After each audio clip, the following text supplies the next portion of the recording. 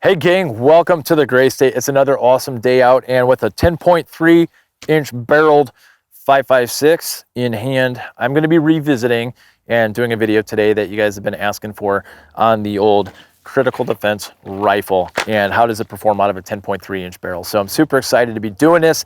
It's a great day out, looking for some fun results. I'm going to bring you guys along for the ride. So for those of you guys who like a lot of blatant shooting, this is probably not going to be the video for you. I'm probably going to be going into a little bit more depth. I'm going to be doing some more method testing and things like that, and kind of trying to walk away with a little bit of data that I typically do in my rounds up videos. So with that being said, I'm going to try and keep the talking to a minimum. My goals today is I want to bring you guys up to speed. If you haven't seen my other videos that I did about a year ago, I'll put the links to those in the description, then tag them at the end of this one so you guys can go check those out. But really the goal for today is how does this round perform out of an SBR? And it really comes from the point that Hornady only makes this round in 223 in two different projectile weights, and they don't make an SBR specific version, unlike the 5.56 NATO TAP, which I'm not taking a look at today, but stay tuned because we're going to be taking a look at this one too in the very, very near future. All right, so no SBR rounds for this. Hornady states that they were designed to actually perform equally as well out of a 16-inch barrel. You know, think of your common carbine, and then also out of an SBR short barrel rifle or AR pistol length.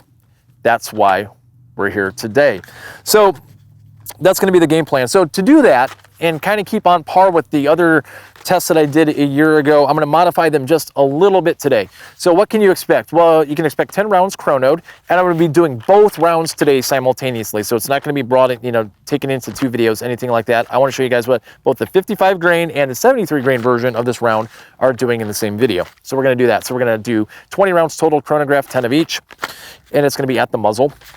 I'll post all the numbers and things like that in the individual test. I'm not going to go into a great amount of detail about the methodology here in the intro. I just want to get into the meat of it all.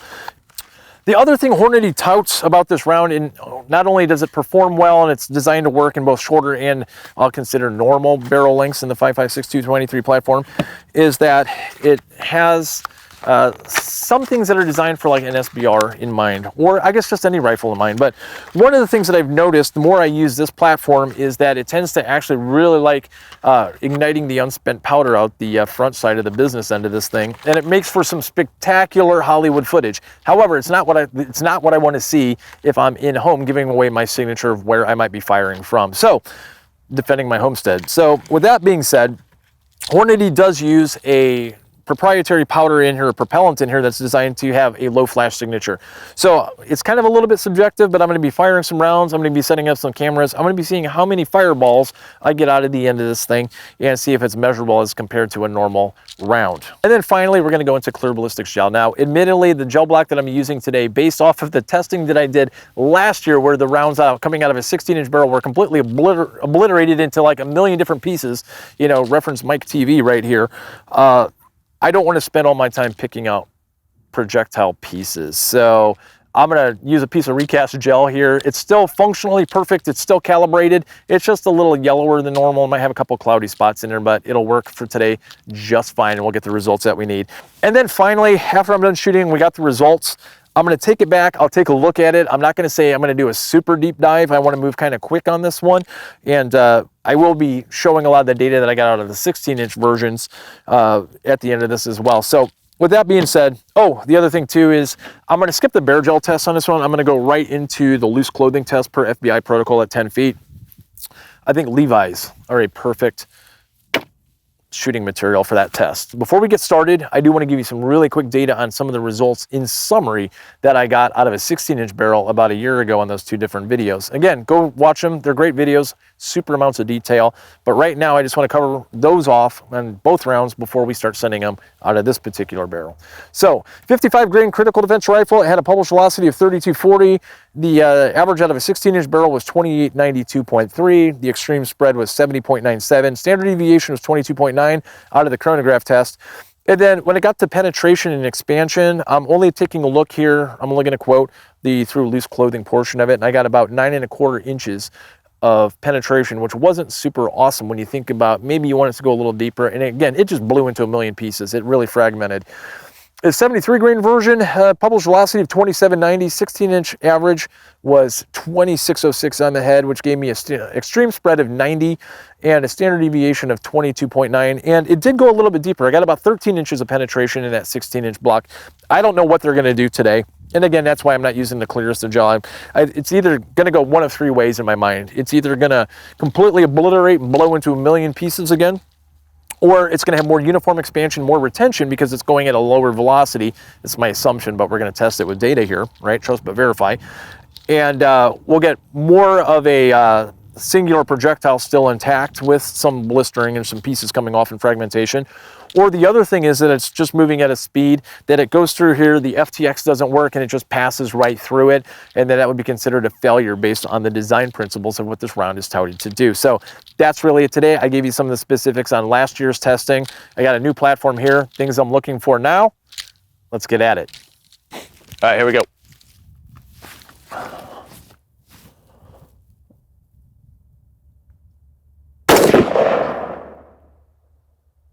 $24.77, $24.29, $24.02, $24.17, $24.29, $24.27, $24.46, $24.48 for shot 8, $24.77 for 9, and shot 10 was also $24.77. That's kind of interesting. All right, so, you know, obviously a drop off nowhere close to the 3240 that was published on the box, but we totally don't expect that out of a 10.3 inch barrel. The whole reason we're doing this is to see what our velocities are, and then once we put it into the gel, we'll be able to kind of get some data and see what exactly this round might be doing when you think about it from an expansion perspective. So that's that. All right, let me go load up the 73 grain and I'll be right back. All right, now let's take a look at the 73 grain version of the Hornady Critical Defense Rifle. Just really quickly, I did this one again last year. I'll put links to both videos at the end of this one so you guys have it for reference. But out of a 16-inch barrel with the DDM4V11, I was getting right around 2606 over a 10-round average. And that was versus the published velocity of 2790 from Hornady. Of course, we expect it to be slower, right? All right, so now let's see what this round does out of a 10.3-inch barrel.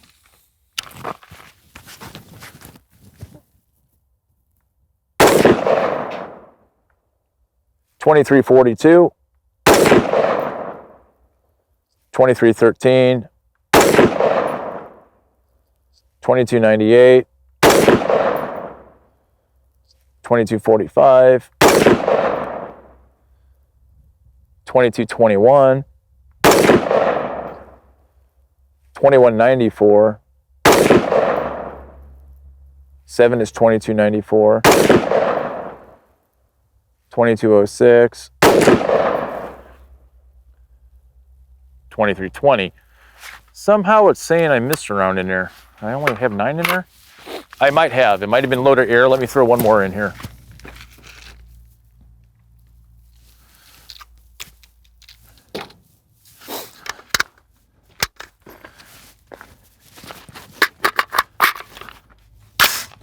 All right, one more for 10 rounds.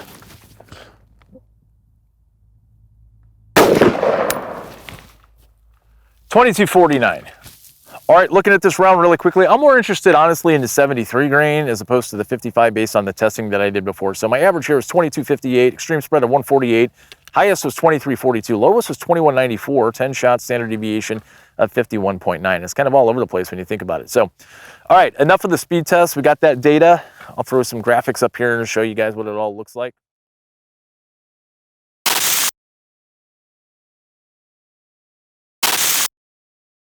Okay guys, 10 quick ones, see if I can capture any flash.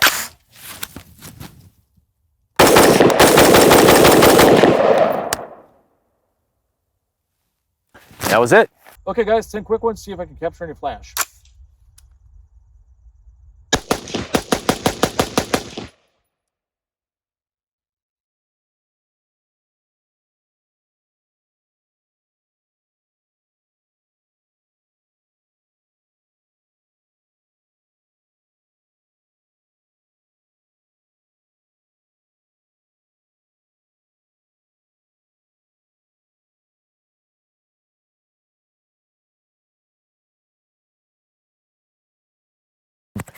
And just for completeness, I'm just gonna blast off a bunch of 855s and see if there's any appreciable muzzle flash today, given the conditions outside. So I like trying to keep things fair. If I don't see any muzzle flash today out of one and I see it out of the other, then we kind of know. But if I see it out of both or don't see it out of both, it kind of makes me think a little bit differently about how the round's behaving.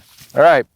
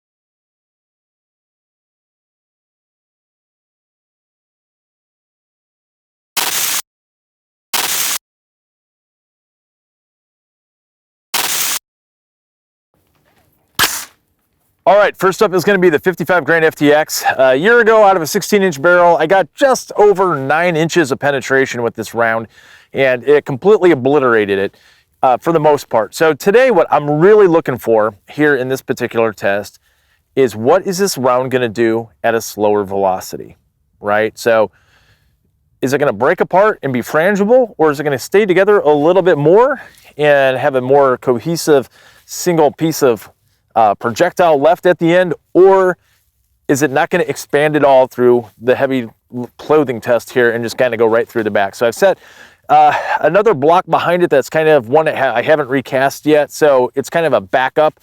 I don't know how far we're going to go here, but I'm going to be aiming right for the middle of the old Levi's embroidery right there, so it's going to be a good one. All right, here we go. 55 grain. At a distance of 10 feet on the nose.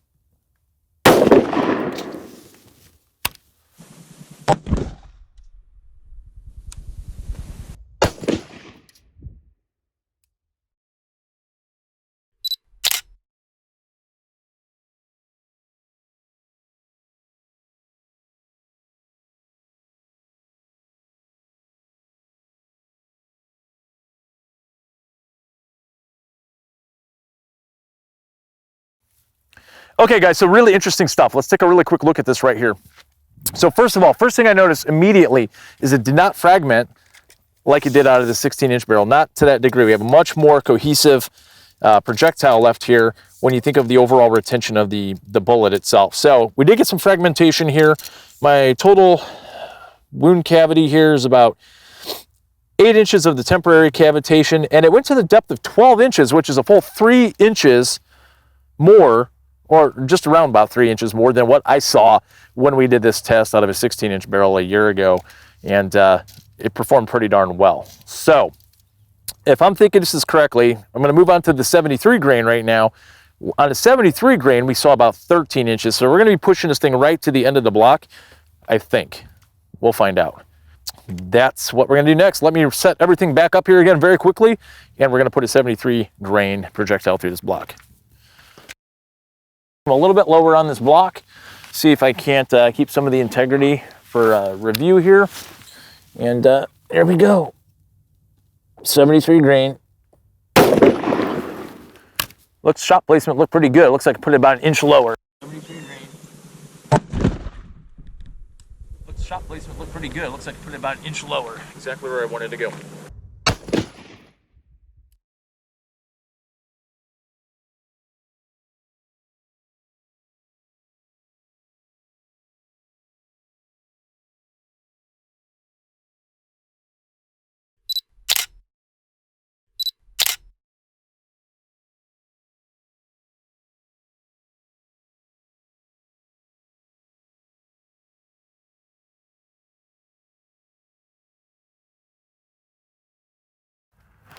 And where did it go?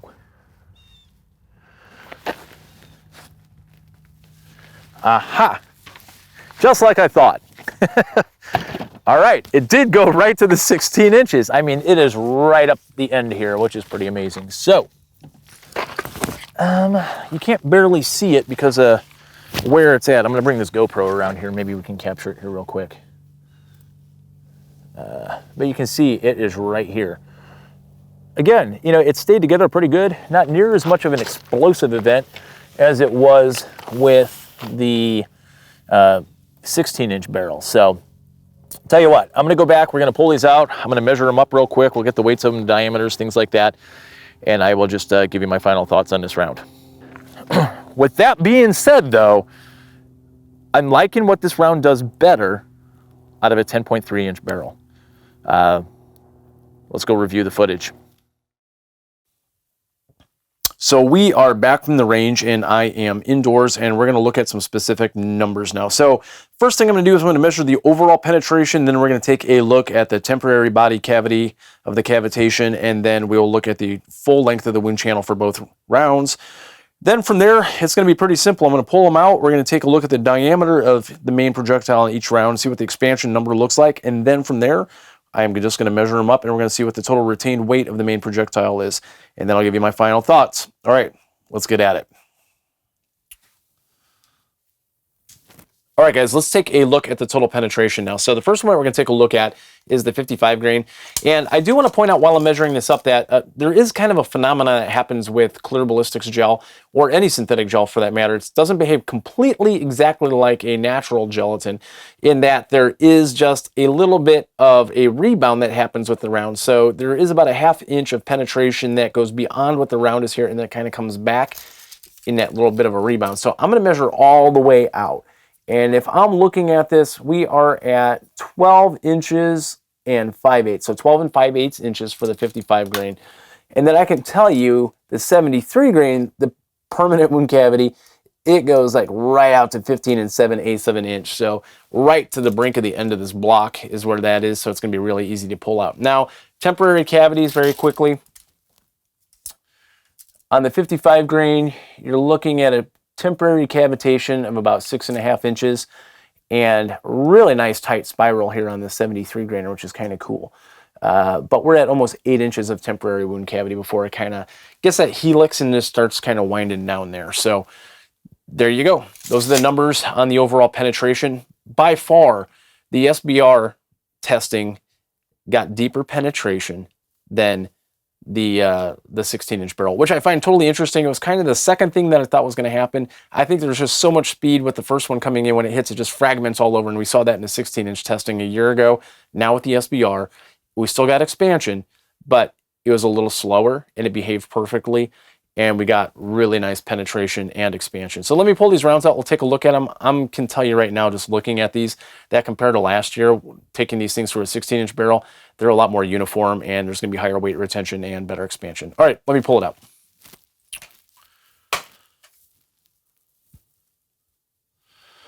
All right, now to go digging. So, first one I'm going to pull out is going to be the 55 grain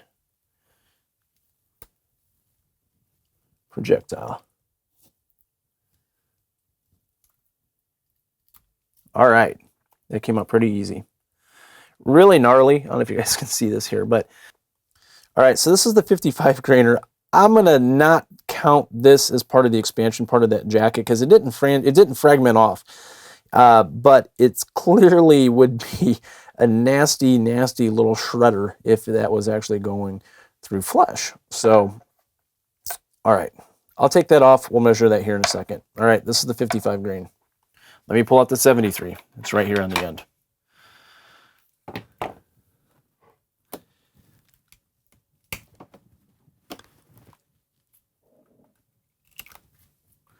All right. Interestingly enough, 73 is the same thing. Look at this. This is gnarly. All right. Okay, so here's the 73.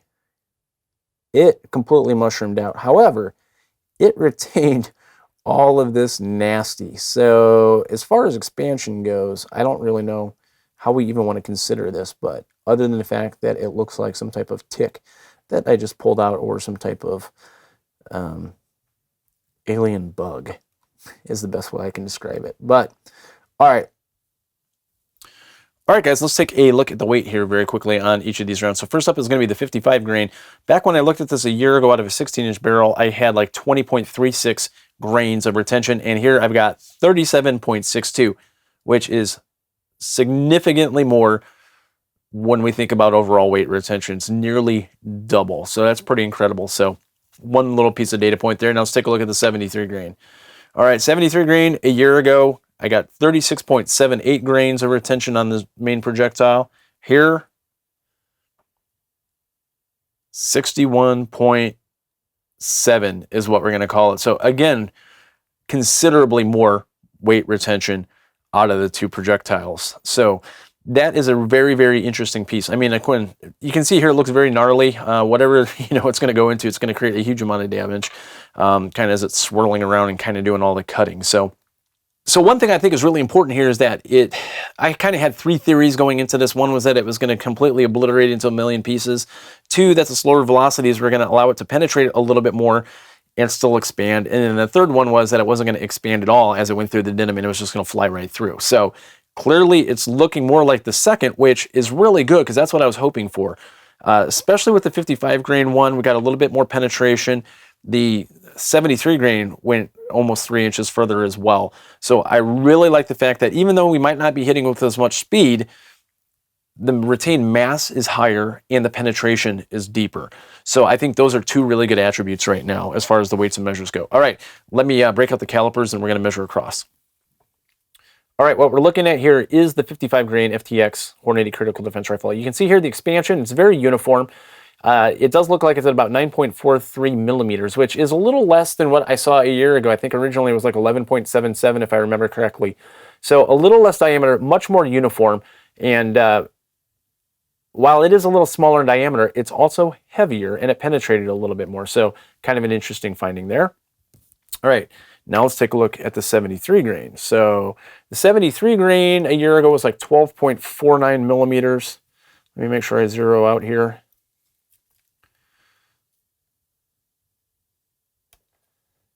And the total diameter here, I can go a little further. 13.58 millimeters is what I'm getting here.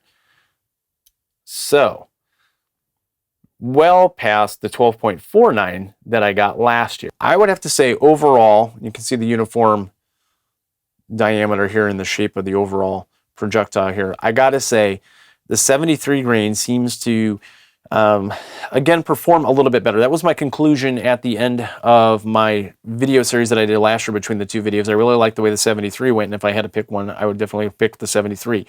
After putting it through a short barrel, an SBR length rifle barrel, I have to say, I think that I am sticking with that. I can't see any reason why I would want to use a 55 in a home defense situation. Good penetration, a little bit deeper with the 73 grain, even out of the SBR, more uniform expansion than what I saw out of a 16-inch barrel, and a higher weight retention. So with those three attributes, penetration, higher weight retention, and wider diameter, I'm really liking this 73 grain right here. So let me just kind of break everything down and give you a quick wrap up on the entire day and some final thoughts.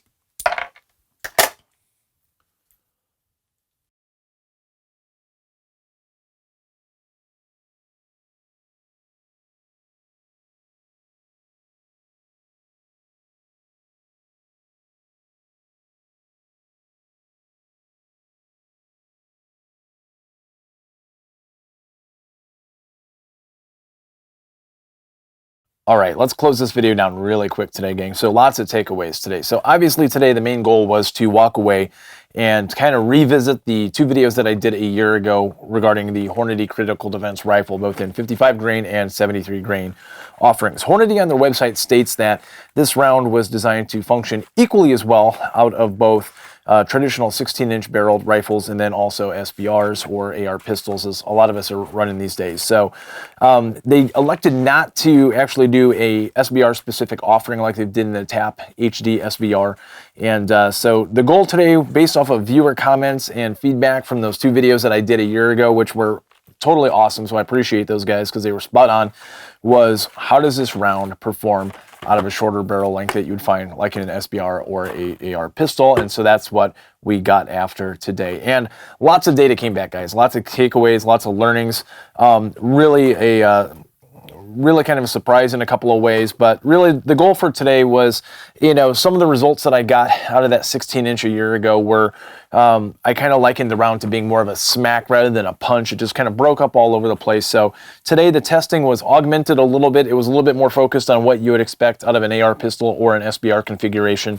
So the 3 tests that I did today really lent themselves to kind of keying in on that and seeing what we can walk away with. So today, the testing first, we needed to figure out speed.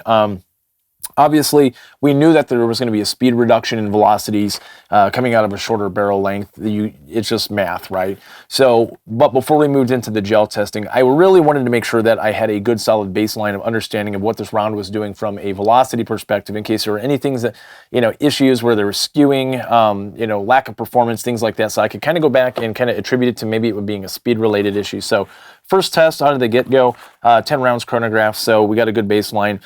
Just recapping very quickly, the 55 grain was like 2442.9, and then the 73 grain was 2269 and change. So there was just a little bit of a downturn in the velocities, which isn't necessarily a bad thing. It was just really more along the lines of what is going on here so that we can understand before we move into the gel testing, which was the next piece. And I have to say, honestly, I really like how these rounds perform out of a shorter barrel length, even at the reduced velocities, than how they performed out of the 16-inch. So for those of you guys who haven't seen the videos, I'm going to put the links down into the description down in the others. You guys can go take a look at them. I went kind of in depth, but a year ago when I did those videos, the round came out, and when it hit the bare gel and then both the 4 layers of denim, it basically just exploded.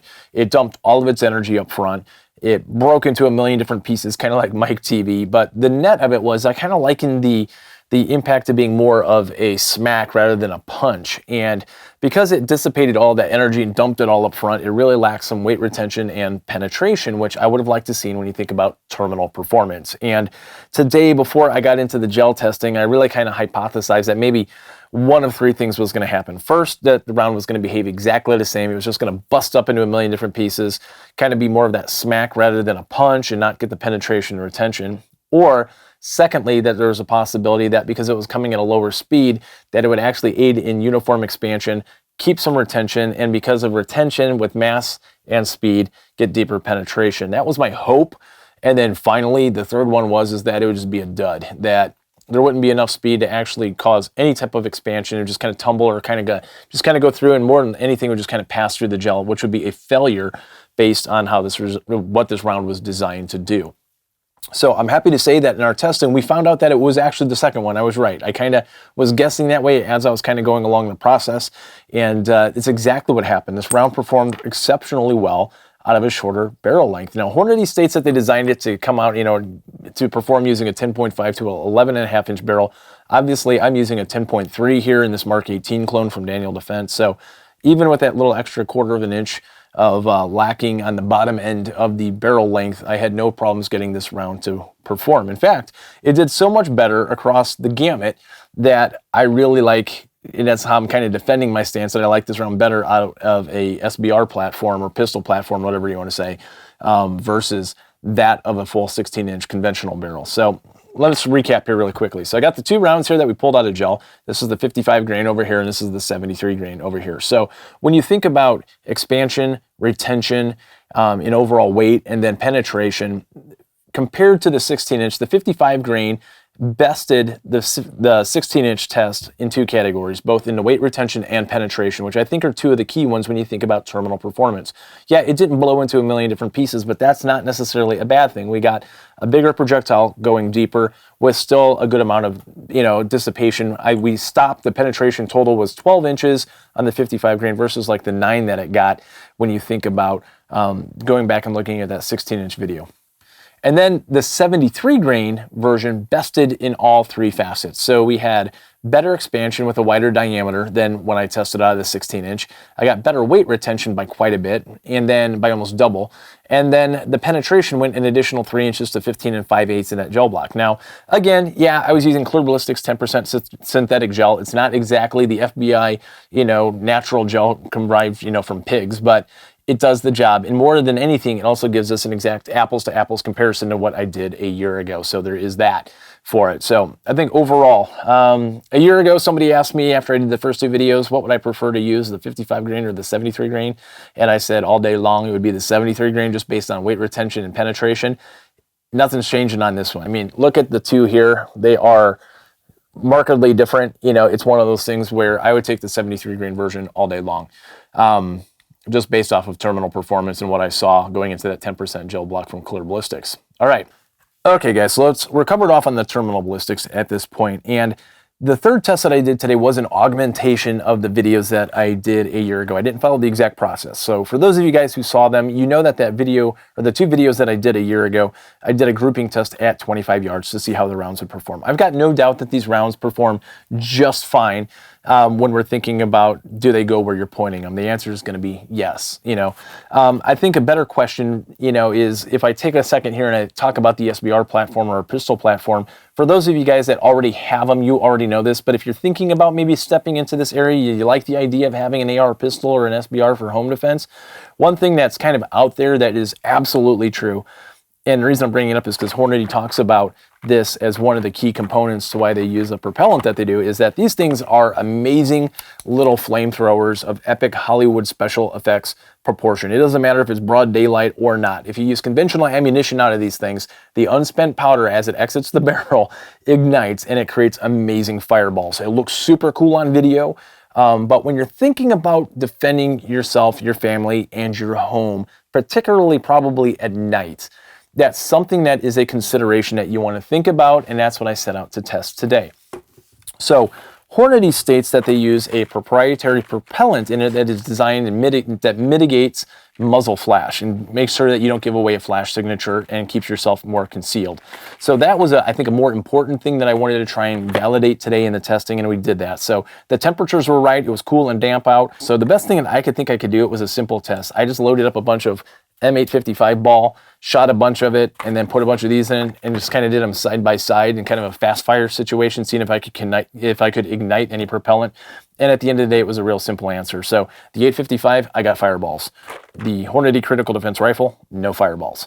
So it was a very simple test, but it worked. So take it for what it's worth. So that's basically the 3 tests today: speed, gel performance, and flash mitigation. And I think it excelled in all 3 of them. Yeah, speeds were down, but terminal performance was up.